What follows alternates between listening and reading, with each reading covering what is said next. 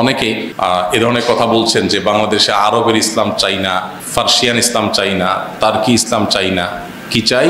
বাংলার ইসলাম চাই। এরকম একজন প্রবক্তা কিছুদিন আগে তিনি ইনিবিনি এই ধরনের কথাই বলার চেষ্টা করেছেন, আমি লক্ষ্য করেছি।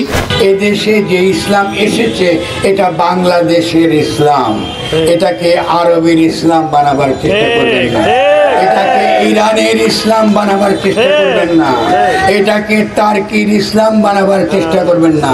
এখানে বাংলা ইসলাম বলতে এই মানুষগুলো যেটা প্রতিষ্ঠা করতে চাচ্ছে সেটা হলো লালনবাদ, তথাকথিত মানবতাবাদ, যেটা নাস্তিক্যবাদের চাইতে আরো ভয়াবহ। একজন মুসলমানও বেঁচে থাকতে এই শয়তানি তন্ত্র এই দেশে প্রতিষ্ঠা হতে দিবে না। 2.2 এরপরে 5 পয়েন্ট আজ আপনি সেবা করতে পারবেন।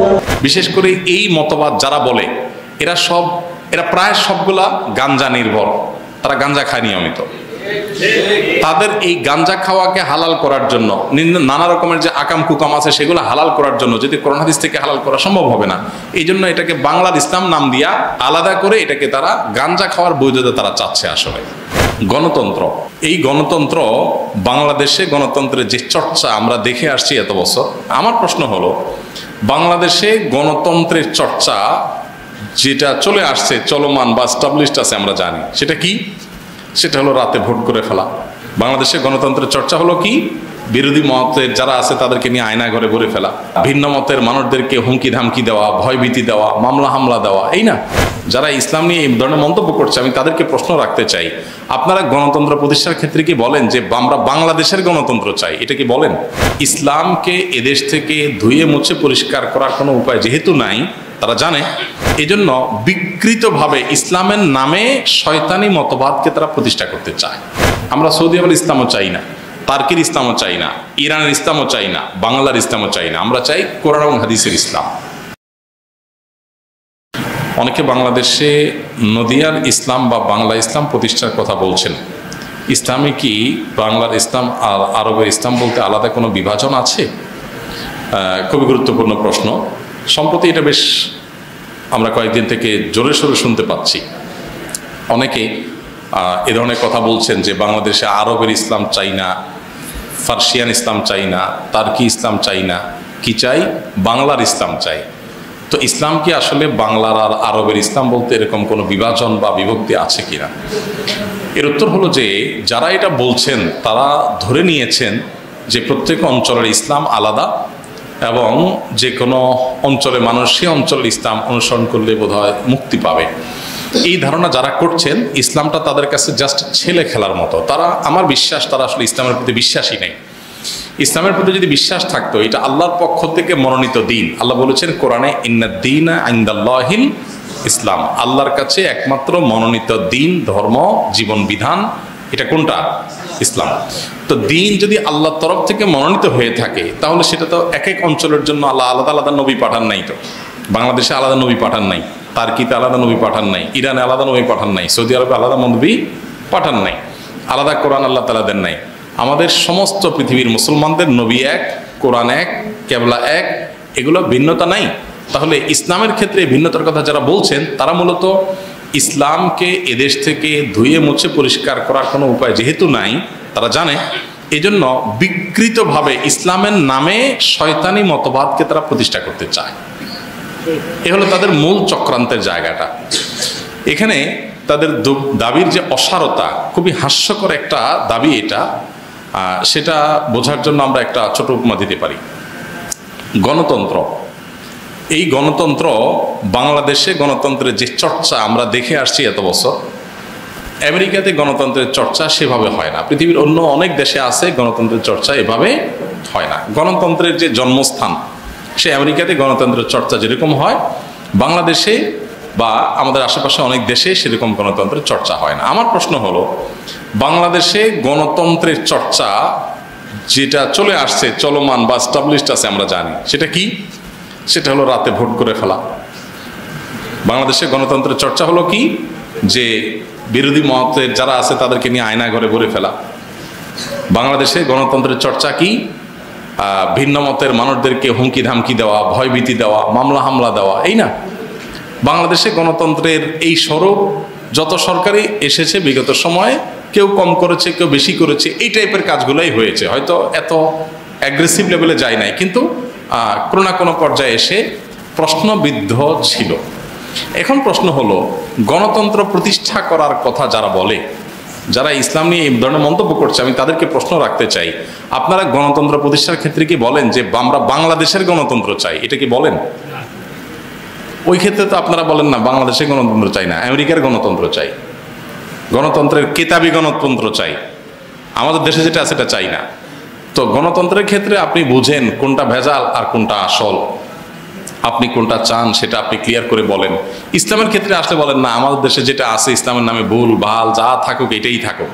তো এখানে আসলে আমাদের দেশে যে ভুল ভাল আছে তা না, দেশের 90 থেকে 95% মুসলমানরাই আলহামদুলিল্লাহ ইসলামের বেসিক বিষয়গুলো সম্পর্কে তাদের ধারণার ভিতরে কোনো মত পার্থক্য নেই, সবাই এক। এখানে বাংলা ইসলাম বলতে এই মানুষগুলো যেটা প্রতিষ্ঠা করতে চাচ্ছে সেটা হলো লালনবাদ, তথাকথিত মানবতাবাদ, যেটা নাস্তিক্যবাদের চাইতে আরো ভয়াবহ। যেই মতবাদের মূল উদ্দেশ্য হলো মানুষকেই ঘুরিয়ে ফিরিয়ে স্রষ্টা বানানো। এরকম একজন প্রবক্তা কিছুদিন আগে তিনি ইনিবিনি এই ধরনের কথাই বলার চেষ্টা করেছেন, আমি লক্ষ্য করেছি। তিনি বলেছেন যে মানুষ আল্লাহর খলিফা। এখানে খলিফা, আল্লাহ কোরআনে যে খলিফা বলেছেন, খলিফা শব্দের কি কি অর্থ আছে, খলিফা শব্দ বলতে আল্লাহ কি বুঝিয়েছেন, তাফসিরে কি কি ব্যাখ্যা এর আছে, সেগুলো সম্পর্কে ওনার কতটা ধারণা আছে জানি না। উনি বললেন যে খলিফা মানে ধরে নিয়েছেন প্রতিনিধি, এটাই চূড়ান্ত। যাই হোক, তো মানুষ যেহেতু আল্লাহর প্রতিনিধি, তাহলে মানুষ আল্লাহর প্রতিনিধি হিসাবে মানুষ যা করবে এটাই আল্লাহর কাজ।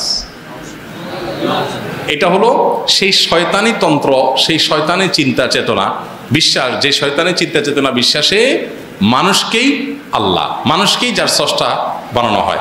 সবার উপর মানুষ সত্য, তাহার উপর নাই। শুনছেন আপনারা? আমরা বলেছি আল্লাহ সত্য, জান্নাত সত্য, জাহান্নাম সত্য। কোরআন হাদিস আমাদেরকে এই ধারণা দিয়েছে। আর তারা আমাদেরকে বলছে কি সবার উপর মানুষ সত্য, তাহার উপর নাই, মানে মানুষই সত্য, সৃষ্টিকর্তা নাউজুবিল্লাহ। তো এই তন্ত্র বাংলার ইসলাম নাম দিয়া, নদিয়ার ইসলাম নাম দিয়া, ইন্দো ইসলাম নাম দিয়া এটাকে এই দেশে প্রতিষ্ঠা করার চক্রান্ত যারাই করুক তাদের চক্রান্ত সফল হবে না। তারা জানে না, তারা জানে না ইউরিদিউনা আন ইউতফিউ নূরাল্লাহ, তারা চায় আল্লাহর আলোকে এই সমস্ত শয়তানি করে নিভিয়ে দিবে। এটা আসলে কোনোদিনই তারা পারবে না। একজন মুসলমানও বেঁচে থাকতে এই শয়তানি তন্ত্র এই দেশে প্রতিষ্ঠা হতে দিবে না। মুসলমানদের মধ্যে ছোটখাটো বিষয় নিয়ে যত মত পার্থক্য থাকুক না কেন, তথাকথিত বাংলা ইসলাম নামের লালনবাদ, তথাকথিত মানবতাবাদ এবং এই শয়তানি তন্ত্র, এটা এদেশের 1% মানুষও বিশ্বাস করে না। অতএব এদের লজ্জা হওয়া উচিত, যারা সব সময় সবক দেয় মানুষকে গণতন্ত্রের কথা। সংখ্যাগরিষ্ঠ মানুষের চিন্তা চেতনা আদর্শ বিশ্বাস পরিপন্থী জিনিস তাদের মধ্যে পুশ করানো, তাদের মধ্যে জবরদস্তি ঢুকায় দেওয়া, বিদেশিদের কাছে নতজানু হয়ে অথবা বিভিন্ন ফান্ড তহবিল পেয়ে বিভিন্ন অপসংস্কৃতি এবং এদেশের সকল ধর্মের মানুষের চিন্তা চেতনা বিরোধী জিনিসকে এদেশের সমাজে প্রতিষ্ঠিত করা, বই পুস্তকে প্রতিষ্ঠিত করার যে অপচেষ্টা তারা করে, এটা কোন ধরনের গণতন্ত্র, এটা কোন ধরনের মানুষের আকাঙ্ক্ষা, গণের আকাঙ্ক্ষা। এরা গণের আকাঙ্ক্ষা বলে, এটা হলো গণের আকাঙ্ক্ষা। গণ এটা চায়, গণ তোমার কানে কানে বলে আসছে, গণের ভোট নাও দেখি কয়জন গণ তোমার এইটাকে বিশ্বাস করে। তো এই শয়তানি চক্রান্ত এটা আসলে এদেশে কোনোদিনই বাস্তবায়ন হবে না ইনশাআল্লাহ। খোলাসা কথা হলো বাংলার ইসলাম, আরবের ইসলাম, তার্কের ইসলাম আলাদা আলাদা হইতো যদি নবী আলাদা আলাদা হইতো, কোরআন যদি আলাদা আলাদা থাকতো তাহলে আলাদা আলাদা হইতো। যেহেতু কোরআন এক, রাসূল এক, অতএব আমাদের কোষ্ঠীপাতর মানদণ্ড কোরআন এবং সুন্নাহ। কোরআন এবং সুন্নাহর আলোকে যদি কেউ আফ্রিকার জঙ্গলে কোনো ভালো কাজ করে তাহলে তিনি ভালো, আর বাংলার জমিনে কেউ যদি কোরআন হাদিসের পরিপন্থী, কোরআন হাদিসের বিপরীত কোনো কিছু ইসলামের নামে করে তাহলে সে বিভ্রান্ত। এই বিভ্রান্তি এবং বিকৃতিটাকে ইসলামের লেবাস এবং খোলস পরিয়ে এটাকে স্টাবলিশড করার জন্য বিশেষ করে এই মতবাদ যারা বলে, এরা প্রায় সবগুলা গাঞ্জা নির্ভর, তারা গাঞ্জা খায় নিয়মিত।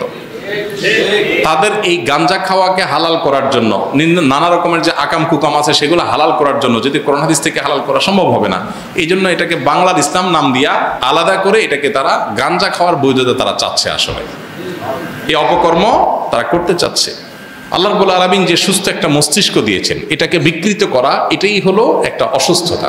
এই অসুস্থতাকে তারা চাপিয়ে দেওয়ার যে চেষ্টা করছে, তারা জানে না যে এটা বাংলাদেশে কোনোদিনই সফল হবে না, একদিনের জন্য সফল হবে না। কারণ এই দেশের মানুষ অন্য যা কিছুই হোক না কেন, কোরআন হাদিসকে আপনি বিকৃত করে ফেলবেন, ইসলামের যে ধারণা এদেশে প্রতিষ্ঠিত আছে 90-95%-এরও বেশি মানুষ যেটা ব্যাপারে কোনো ভিন্ন মত পোষণ করে না, সেটাকে আপনি জোর করে চাপিয়ে দিবেন।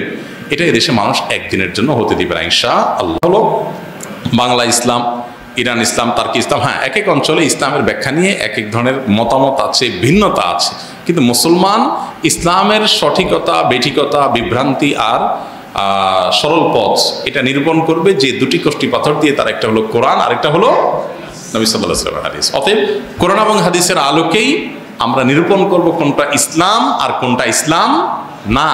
আমার দেশে কোনটা চালু আছে সেটাই যদি ইসলাম হয়, তাহলে তো আল্লাহর প্রতি ঈমান আনলাম না, আমি মাতৃভূমির প্রতি ঈমান আনলাম। যে আমার দেশে যা আছে উল্টা হইলো সেটা আমি কি সঠিকভাবে গ্রহণ করলাম। আমার দেশে যদি ইসলামের নামে কোনো ভুল কাজ কেউ করে, তাহলে সেটাকে আমি ভুল বলবো ইসলামের আলোকে। আর যদি সঠিক কাজ অন্য দেশেও কেউ করে, আমি সেটাকে সঠিক বলবো। অতএব ইসলাম কোনো দেশকে অনুসরণ করতে বলে না। ইসলাম কাকে অনুসরণ করতে বলে? কোরআন এবং হাদিস। সাল্লাল্লাহু আলাইহি ওয়াসাল্লাম বলেছেন যে তারাকতু ফিকুম আমরাইন, আমি তোমাদের কাছে দুইটা জিনিস শিখে গেলাম। কয়টা জিনিস শিখে গেছেন উনি?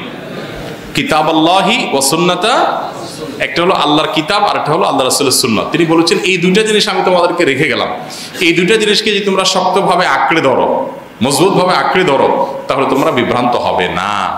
এই জন্য আমাদেরকে দেখতে হবে কোরআন এবং হাদিস, অঞ্চল না।